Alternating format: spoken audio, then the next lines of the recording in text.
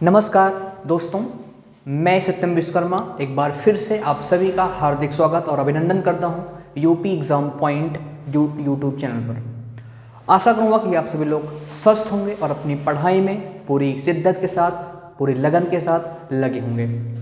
दोस्तों, हमने प्रेजेंट से रिलेटेड जो भी टेंस थे उसको हमने समाप्त कर दिए हैं। हमने प्रेजेंट इंडेफिनिट टेंस पढ़ा, प्रेजेंट कॉन्टिन्यूअस टेंस पढ़ा, प्रेजेंट परफेक्ट टेंस पढ़ा और प्रेजेंट परफेक्ट कॉन्टिन्यूअस टेंस पढ़ा। अब दोस्तों अब पढ़ेंगे हम पास्ट के टेंसेस। तो इसमें हमारा पहला टेंस है पास्ट इंडेफिनिट टेंस। ठीक दोस्तों, तो इस वीडियो में हम पास्ट इंडेफिनिट टेंस को सीखने का प्रयास करेंगे। तो आइए बिना डिले करते हुए वीडियो को स्टार्ट कर रहे हैं और वीडियो को आपको अंत तक देखना है, आपको हर एक चीज़ें अच्छे से समझ में आएंगी। तो पास्ट इंडेफिनिट टेंस दोस्तों सबसे पहले क्या समझते हैं? सबसे पहले इसकी हम पहचान समझते हैं। सबसे पहले हम इसकी पहचान समझते हैं। तो इसकी पहचान को ध्यान से समझना, ठीक है। वाक्यों के अंत में मतलब जो सेंटेंस होगा, जो आपका वाक्य होगा, उसके अंत में क्या क्या मिलेगा, जिससे आप पहचानोगे कि पास्ट इंडेफिनिट टेंस का वाक्य है। तो वाक्यों के अंत में आपको मिलेगा बड़ा आ। क्या मिलेगा? बड़ा आ मिलेगा, ठीक है। मात्रा के रूप में मिलेगी, मात्रा के रूप में, या हो सकता है यही मिल जाए, ठीक है।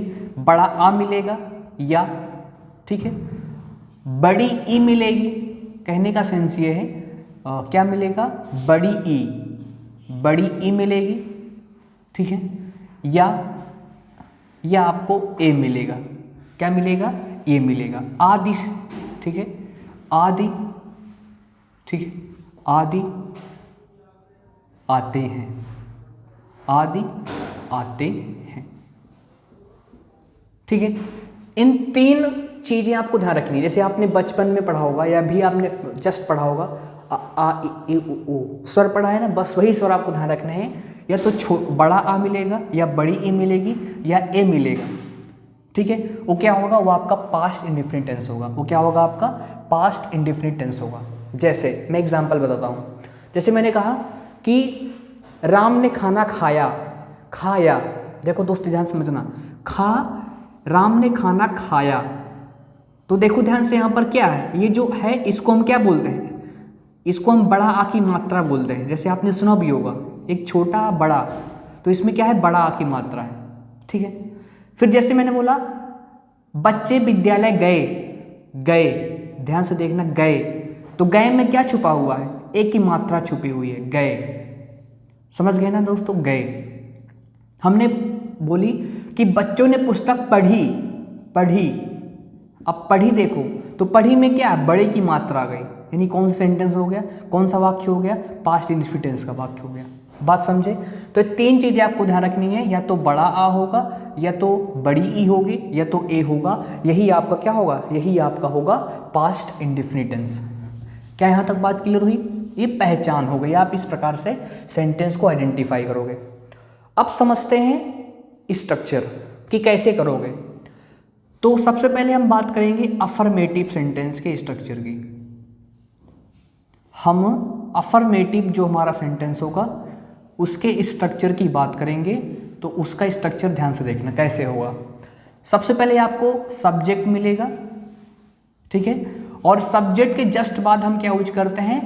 वर्ब की सेकेंड फॉर्म, क्रिया की दूसरी अवस्था यूज करते हैं। और उसके बाद ऑब्जेक्ट वगैरह है तो लिखेंगे, नहीं तो नहीं लिखेंगे, ठीक है। कहने का सेंस ये है, ये स्ट्रक्चर है। सब्जेक्ट लिखना है और उसके बाद क्या लिखना है? उसके बाद क्रिया की दूसरी अवस्था में लिख देनी है।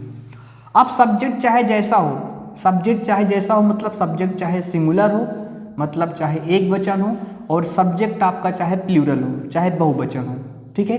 दोनों केस में क्या यूज करना है? दोनों केस में वर्ब की सेकेंड फॉर्म यूज करनी है। कहने का सेंस ये है कि इसमें ये लोचा नहीं है कि कौन सिंगुलर है कौन प्लूरल है, नहीं।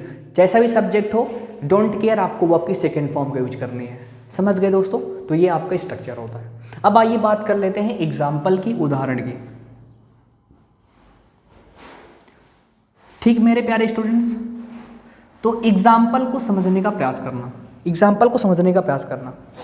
मैंने कहा कि राधा स्कूल गई।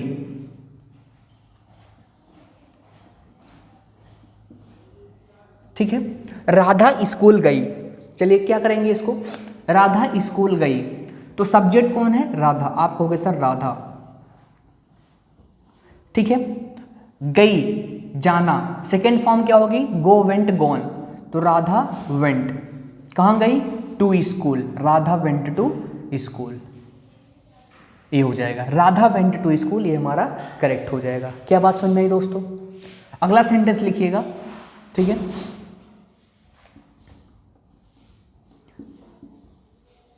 बच्चों ने, ठीक है, बच्चों ने शोर मचाया, बच्चों ने शोर मचाया। चलिए एक सेंटेंस ये करेंगे, बच्चों ने शोर मचाया। ठीक है, तो बच्चों ने शोर मचाया, क्या हो जाएगा इसका, तो बच्चों का हो जाएगा चिल्ड्रन, चिल्ड्रन। अब शोर मचाना, ठीक है, शोर मचाना, एक आपको ध्यान रखनी है, शोर मचाना, शोर मचाना, इसके लिए हम यूज करते हैं मेक अ नॉइस। क्या यूज करते हैं, मेक अ नॉइस से फिक्स होता है, मतलब कहने का सेंस ये है, मेक क्या होता है, यहाँ पर मेक वर्ब होती है, और क्या मचाया, शोर मचाया, तो शोर मचाया ऑब्जेक्ट होता है। अब मतलब मेन वर्ब ही होती है, बाकी ऑब्जेक्ट रूप में दिया गया है, मेक अ नॉइस।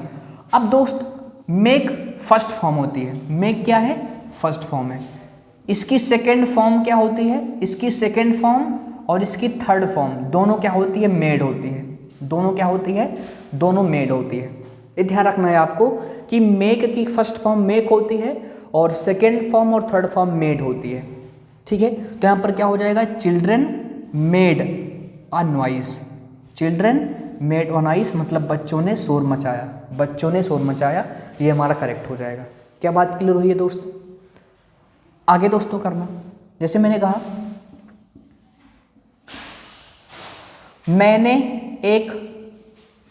मैंने एक रोचक कहानी पढ़ी, मैंने एक रोचक कहानी, मैंने एक रोचक कहानी पढ़ी। चलिए बताने का प्रयास करेंगे क्या होगा, मैंने एक रोचक कहानी पढ़ी। ठीक है, तो इसका क्या हो जाएगा, मैंने मतलब आई, ठीक है, पढ़ी, रीड होता है, रीड मतलब क्या होता है, पढ़ना होता है, ये वर्ब की फर्स्ट फॉर्म होती है, इसकी सेकेंड फॉर्म और इसकी थर्ड फॉर्म क्या होती है, रेड होती है, रेड होती है। स्पेलिंग दोस्तों सेम होती है, बट हम प्रोनाउंसिएशन बदल देते हैं, रीड फर्स्ट फॉर्म है और रेड सेकेंड फॉर्म है, प्रोनाउंसिएशन उच्चारण बदला लेकिन स्पेलिंग वही है, ये हमें ध्यान रखना है।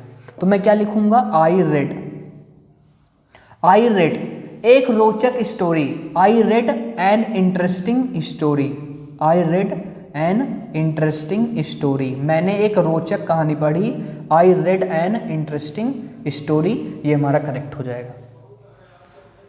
कोई दिक्कत इसमें, बिल्कुल सिंपल है। आगे बात करते हैं, जैसे मैंने कहा कि वह, ठीक है, वह दिल्ली गई। चलिए बताएंगे क्या होगा, वह दिल्ली गई। अब देखो गई लास्ट में क्या आया है, बड़ी की मात्रा आई है, यानी पास्ट इंडेफिनिट होगा, तो क्या हो जाएगा, she went to Delhi, she went to Delhi, she went to Delhi, वह दिल्ली गई, सी वेंट टू दिल्ली। क्या बात क्लियर हुई मेरे प्यारे बच्चों। आई होप कि आपने इसे समझने का प्रयास किया होगा। ठीक है, कोई दिक्कत इसमें नहीं होनी चाहिए। चलिए अब हम बात कर लेते हैं अपने नेगेटिव सेंटेंस के स्ट्रक्चर की। ठीक है, अब दोस्तों हम यही बात कर लेते हैं अपने नेगेटिव सेंटेंस के स्ट्रक्चर की, तो सभी मेरे प्यारे बच्चे ध्यान से देखेंगे। यहाँ पर मैं मेंशन करूँगा आपका नेगेटिव सेंटेंस। नेगेटिव सेंटेंस जिसको हम क्या बोलते हैं, जिसको हम नकारात्मक वाक्य बोलते हैं। ठीक है, तो इसका स्ट्रक्चर क्या होगा, तो सबसे पहले आपके पास सब्जेक्ट होगा, कर्ता होगा, ठीक है, फिर उसके बाद डिड होगा, डिड के बाद नॉट लगाओगे, और हमेशा ध्यान रखना डिड के बाद अगर आपने सेंटेंस में डिड यूज कर दिया है तो उसके बाद हमेशा वर्ब की फर्स्ट फॉर्म आती है, और आगे ऑब्जेक्ट है तो लिखेंगे, नहीं तो नहीं लिखेंगे। ये आपका निगेटिव सेंटेंस का स्ट्रक्चर है। सिंपली आपको ध्यान रखना है subject plus did not plus verb की first form, subject plus did not plus verb की फर्स्ट फॉर्म। सब्जेक्ट यूज करनी है, डिड यूज करना है, नॉट यूज करना है, वर्ब की फर्स्ट फॉर्म यूज करना है। यही ध्यान रखना है आपको कि पास्ट इंडेफिनिट टेंस में केवल अफर्मेटिव सेंटेंस में वर्ब की फर्स्ट फॉर्म आती है, बस ध्यान रखना। बाकी नेगेटिव सेंटेंस है, इंट्रोगेटिव सेंटेंस है, इन सब में वर्ब की फर्स्ट फॉर्म आती है क्योंकि वहाँ पर डिड लग गया है। ठीक है, जैसे मैंने एग्जाम्पल लिखा कि उसने क्रिकेट नहीं खेला, उसने क्रिकेट नहीं खेला, उसने क्रिकेट नहीं खेला। तो लास्ट में देखो क्या है, लास्ट में बड़ा की मात्रा है, मतलब पास्ट इंडेफिनिट टेंस है, तो उसने क्या हो जाएगा ही। फिर did not, he did not, और कभी कभी ध्यान रखना डिड नॉट का शॉर्ट फॉर्म यूज कर सकता है डिडेंट। क्या यूज कर सकता है, डिडेंट यूज करता है। तो ही did not play cricket, he did not play cricket, उसने क्रिकेट नहीं खेला। ही डिड नॉट प्ले क्रिकेट, उसने क्रिकेट नहीं खेला। ये क्या हो जाएगा, हमारा सही हो जाएगा। बात क्लियर। आगे बात करना, जैसे हमने कहा वह स्कूल नहीं गया, वह स्कूल नहीं, चलो वह स्कूल नहीं गई कर लो, वह स्कूल नहीं गई, तो क्या हो जाएगा, नहीं गई। लास्ट में क्या है, बड़ी की मात्रा है, देखो बड़ी की मात्रा है मतलब पास्ट इंडेफिनिट टेंस हो जाएगा। वह स्कूल नहीं गई, गई मतलब फीमेल है तो सी लगाओगे। She did not go to school, she did not go to school, ये हमारा क्या हो जाएगा, करेक्ट हो जाएगा। She did not go to school. ठीक है, अगला वाक्य समझिएगा दोस्तों। मैंने लिखा कि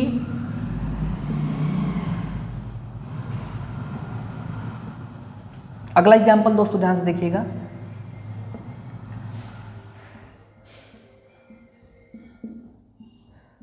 बच्चों ने शोर नहीं मचाया, बच्चों ने शोर नहीं मचाया। ठीक है, बच्चों ने शोर नहीं मचाया, तो बच्चों का क्या हो जाएगा, बच्चों का हो जाएगा चिल्ड्रन।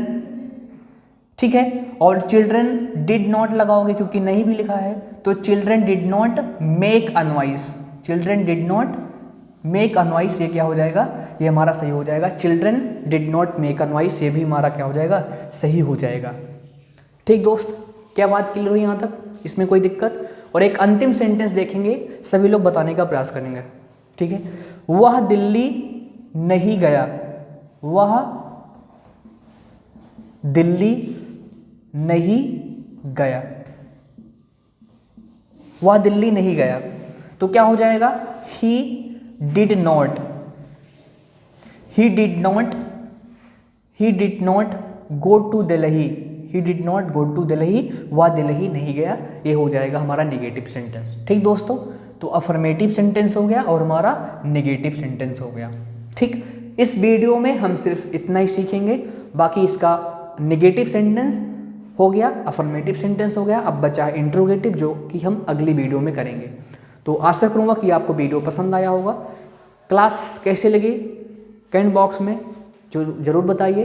अच्छा लगा हो तो लाइक कीजिए, अपने दोस्तों के साथ वीडियो को शेयर कर दीजिए और यूपी एग्ज़ाम पॉइंट को सब्सक्राइब कर दीजिए।